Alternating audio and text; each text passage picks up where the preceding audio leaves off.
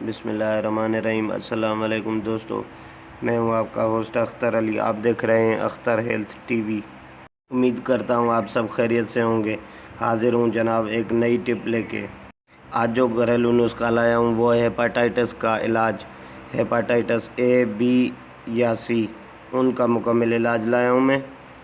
दोस्तों, हेपाटाइटिस एक खामोश मौत है जिसका इलाज और एहतियात दोनों लाजमी हैं। आज मैं आपको बताऊंगा कि हेपाटाइटिस से कैसे हम जान छुड़ाएं, वो भी कुछ ही दिनों में, और वो भी एक घरेलू चीज़ से। मैं आपको पूरी तफसीलात बताता हूं। वीडियो को स्किप किए बगैर देखते चलें।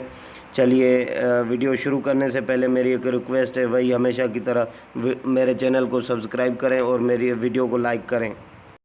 चलिए तो जनाब वीडियो शुरू करते हैं। पहले मैं इसका तरीका इस्तेमाल बता दूं आपको।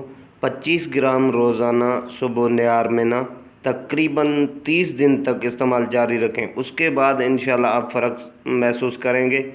अगर आपको फ़र्क महसूस हो रहा है तो वो और भी इसे इस्तेमाल में लाएँ कुछ दिन और भी, फिर आप टेस्ट करवा लें, इंशाल्लाह नॉर्मल हो चुकी होगी। और इसके अलावा उसका मैं नाम भी बताता हूँ। वो कुदरत के ख़जाने में से एक फ़्रूट है।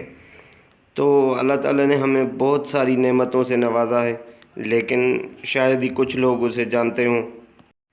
तो वो फ्रूट जो है पपीता है। पपीते का इस्तेमाल ये हेपाटाइटिस के लिए बहुत ही मुफीद है। इसका इस्तेमाल आपने करना है। तरीका इस्तेमाल मैंने बता दिया है आपको।